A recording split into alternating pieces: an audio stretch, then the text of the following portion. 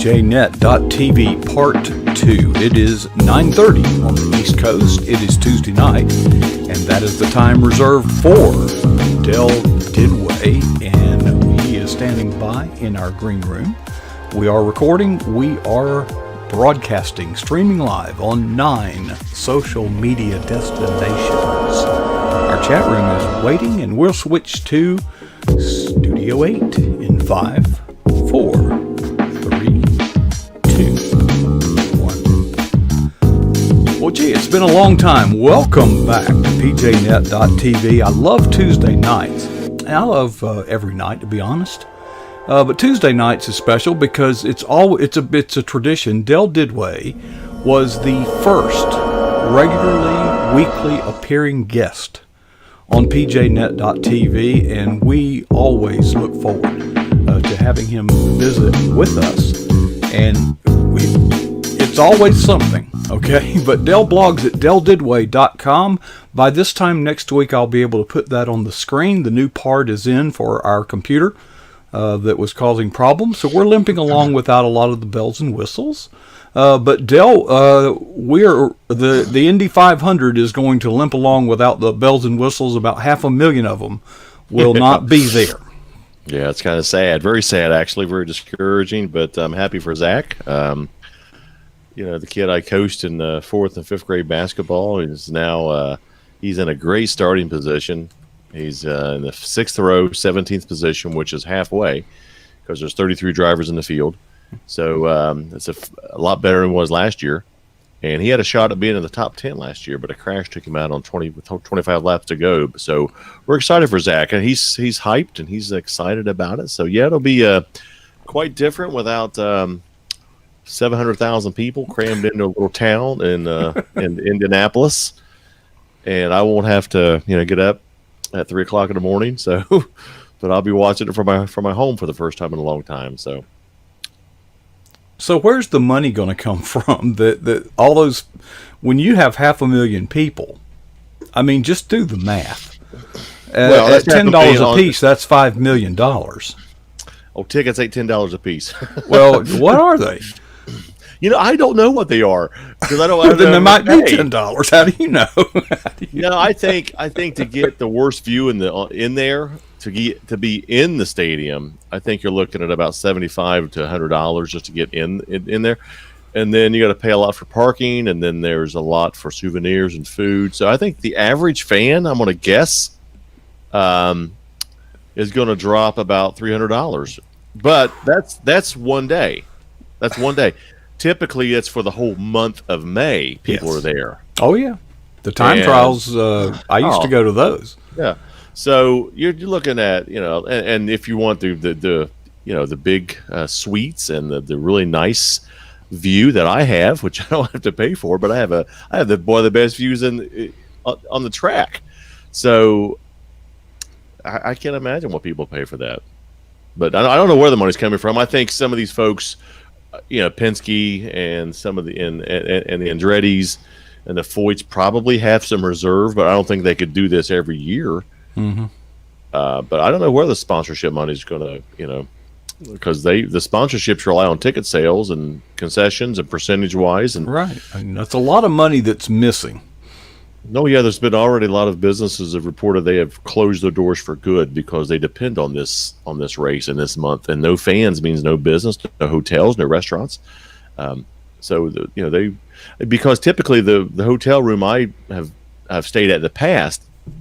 They put me down. It's a 3-night minimum. I have to do at least 3 or 4 nights, mm-hmm. and it's booked out a year. So they're filled up for the year, and now these places are empty, and it's kind of sad because a lot of these folks depend on that.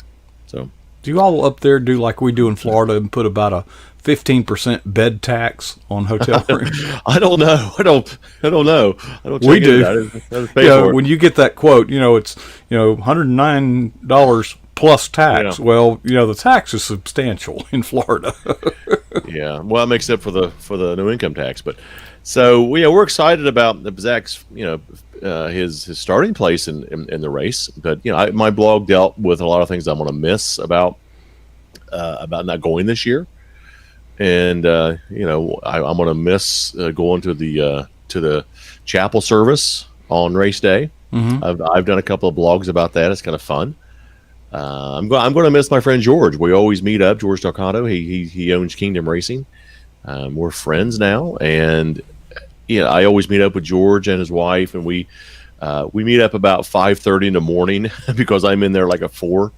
You go to that donut place. What's it called? There's no donuts. No, they have a big breakfast for us there. So we meet up with George. We find each other somewhere, and then he typically goes up and down the speedway and prays over each car, which is really nice. And it's kind of neat to do that when it's kind of quiet, even though it's at 5:30 in the morning. It's not that quiet.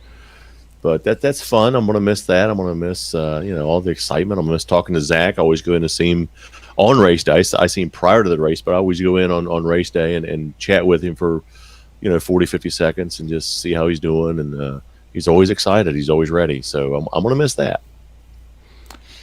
Well, he'll be ready, and well, you'll always be excited if you're a competitor, Yeah. But I'm trying to think. Has there been other sport venues that have tried to go forward without fans in the stands? Has there been some basketball games like that? And I pay zero, and I'm not exaggerating this, zero attention to the NBA. So I really don't care about the NBA. I know that the Major League Baseball is trying it with their cardboard cutouts in the stands. To take the place of people. I know the ratings for the NBA are dismal, which is great. I would love to see them fold. I can't stand the NBA. They did it to themselves. And so I'm not sure about. I know we just had an announcement today here in Ohio. High school is going to have football. They're going to reduce the season to 6 games, but there will be no spectators allowed other than family and close friends, which will be it's going to be different. Of course, college football here in Ohio, the Big Ten and the MAC, which is Ohio University, is out. So I have played some teams that were so bad that the only fans they had were family. Yeah, I mean, I've played some games and seen some games where there's been maybe 40 or 50 people in the stands. Yeah. But, one of the high school games that I cover is always well attended. I mean, you're talking hundreds of people, and it won't be any hundreds of people there this year. Yeah. We used to pack little, for Friday night football in Florida, or at least North Florida, is a big deal. And it certainly has influenced and impacted my life a great deal as an athlete.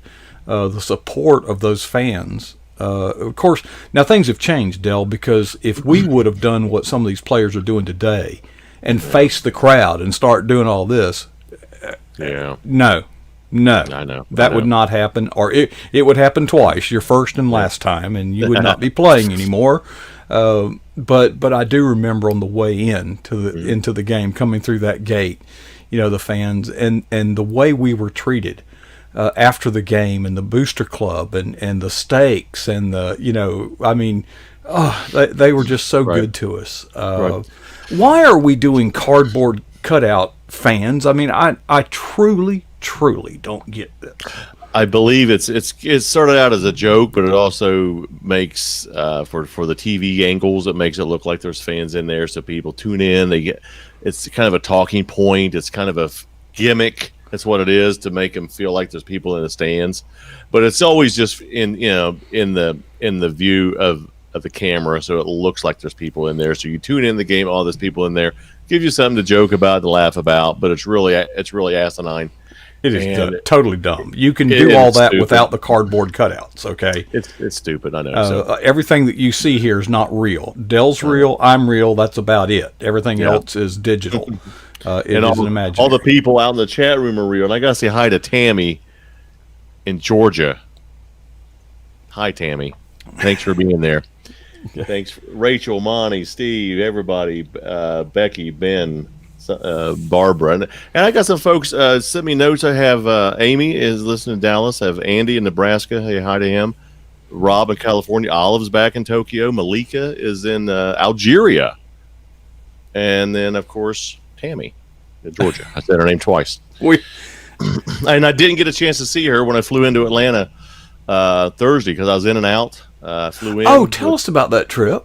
Oh, it was a blast. I mean, it was very fast. It was fast paced. I flew in, grabbed a cab, made it to the TV station, taped 2 shows, and went right back out.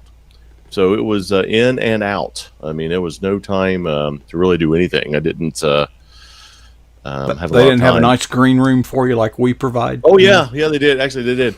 And I watched one show prior to mine and then taped mine. And then BJ, the host, it went really well. And BJ said, "Do you want to do another show and tape a second show?" And I was like, "Sure." I've got a good 45-minute buffer zone here. So we went ahead and and Renee's watching too. Renee's watching too. So hi. I have a question. Speaking of Tammy in the chat, do you have a tape of the interviews? When do we get to see all this? Those will be on. I just got it written down. Actually, you just happen to know, right? No, I don't happen to know. I had to write them down. They will be on WATC TV September 16th and September 23rd. They're booked that far out. They're doing well. Everything will have changed by then. Yeah. So, but it was a nice setup there, and then they were very nice. WATC folks were very nice to me and very hospitable. And well, you're an old pro at this too, So no, when I did the shows and taped them, and then right after the second one, I had my Uber waiting on me. We got back to the airport, which Atlanta airport was like a ghost town. I've never seen it like really? That. It was no waiting.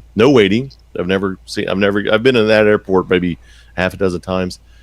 No waiting in security. Walked right up to my gate. It was like tumbleweeds blowing through the airport, and kind of very discouraging because that's always a hustle and bustle. The same way was I flew into Kansas City and St. Louis. I'm sorry, and it was kind of the same way, very low keyed.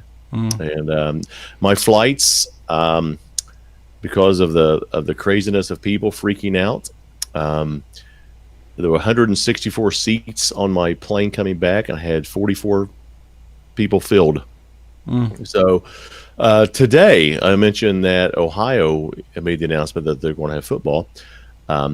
There's a county next to the one I live in, has 56,000 people in it.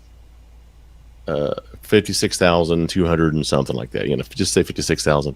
119 cases of coronavirus, which is 0.002% of the population has coronavirus, and we are wearing masks. We are shutting everything down. This coronavirus is serious. It's a serious virus, but the reaction is 100%, not 0.002%. The reaction by the media and the left is 100% political, to scare the people, to crash the economy, to hurt this president. That is the only reason you're seeing people freak out. No reason of this talk about, well, we want people to be healthy. No, they don't. They want Trump out. That is the only reason you're hearing about coronavirus. Only reason. Well, I'm going to rant a little bit today because I voted today. Good. How many times? I'm getting to that. First thing I noticed is that the person in front of me is trying to vote, and we actually require picture ID. You have to have your voter registration card and your picture ID. Well, she didn't have one. Right. And I thought to myself, why would you mean to tell me you don't have any ID of any kind? I find that hard to believe. Okay, you drove a car up here.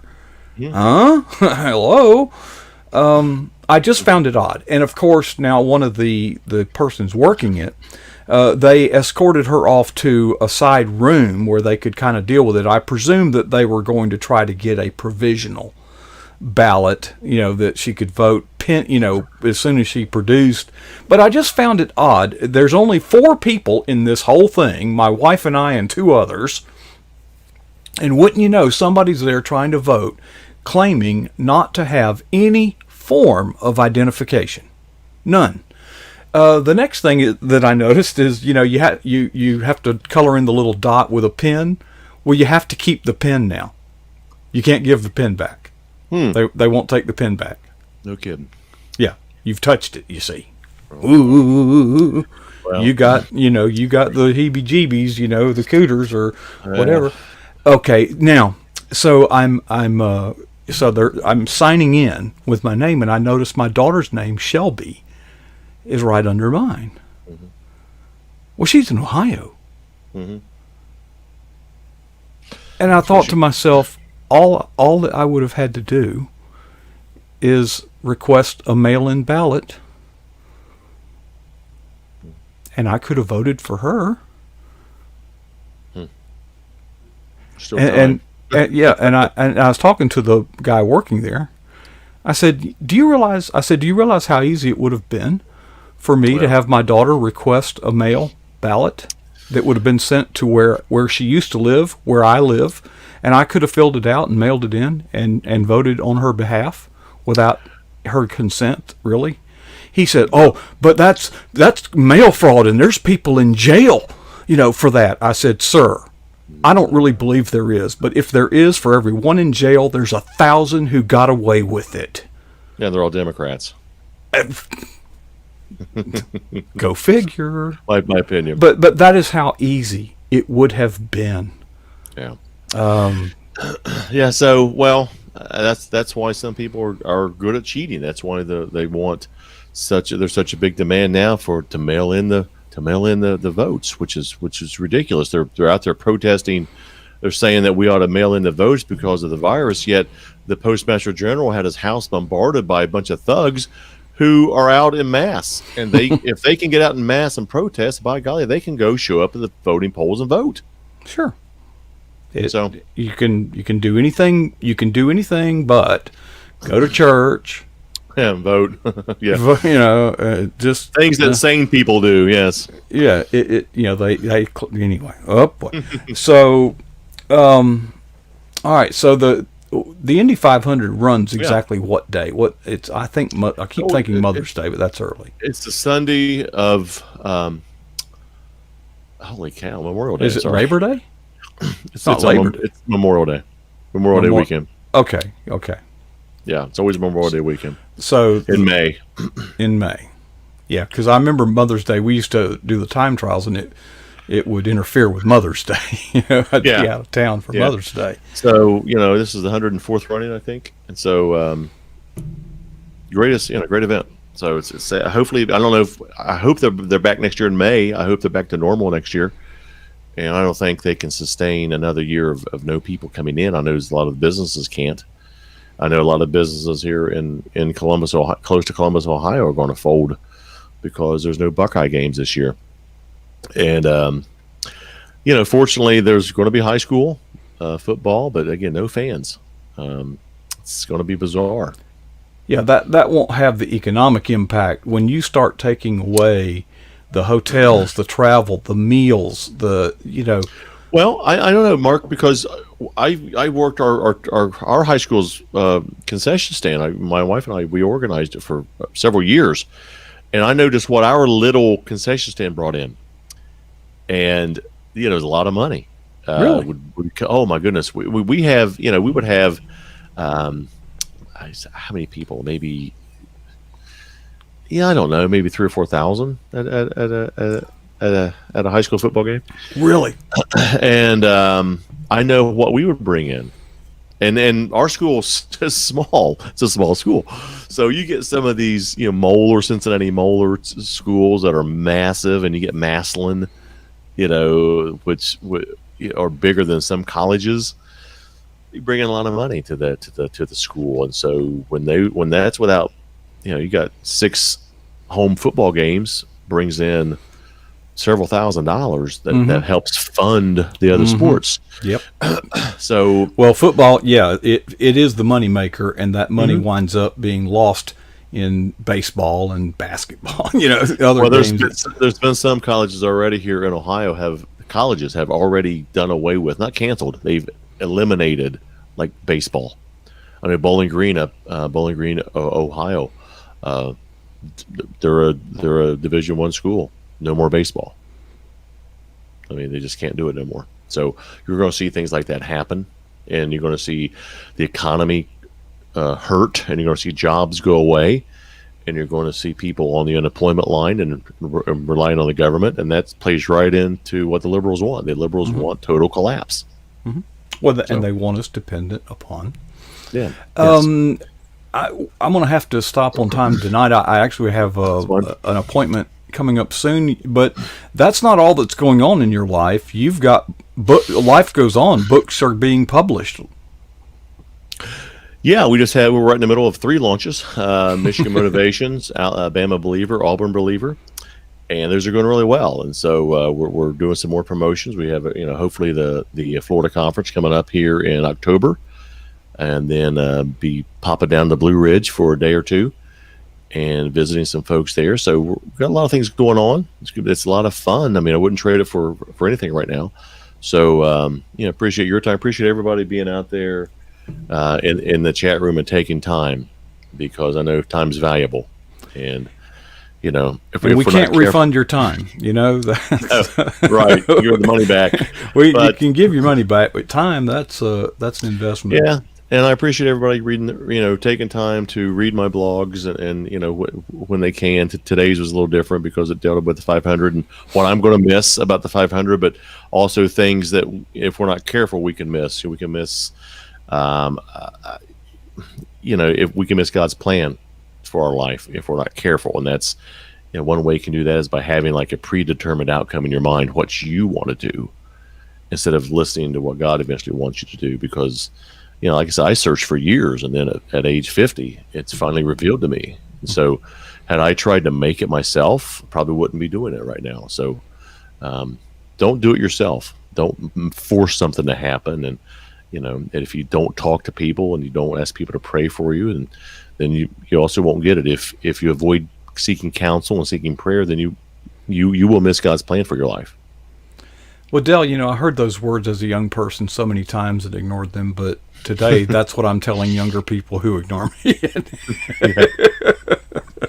Exactly. Seems like the older you get, but gosh, if I only knew all this back then, wouldn't that have been good? So that is good counsel. Del Didway blogs at deldidway.com. DEL is how you spell Del. Didway is spelled DUDUIT.com.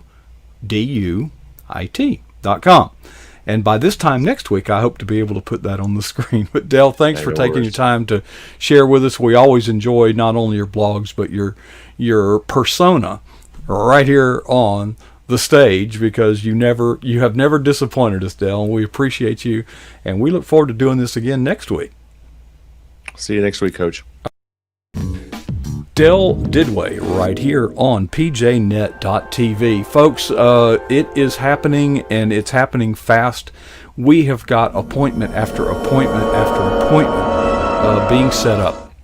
I have an appointment coming up in about 10 minutes or less, actually 7. And we also will be going into Alabama, taking the PJNet studio in Alabama Monday to do some filming of an event there, a God and Country event there. We will not be streaming live, but we will be getting the footage. And PJNet is honored to have been invited in to that. And not only will you hear more about it, you will see more about it next week. Folks, got to sign off. It's always been great. The fellowship in our chat is great. The guests are great. This is the greatest ministry in the world. It's so much fun, and I get so much from our guests like Stephanie and like Dale and so many others. So folks, I will leave you with 2 questions. First, what is the boldest thing you've ever done for Jesus Christ? Second question is, how long ago was that? Folks, as we journey and sojourn in this walk of life, I hope that none of us are ever satisfied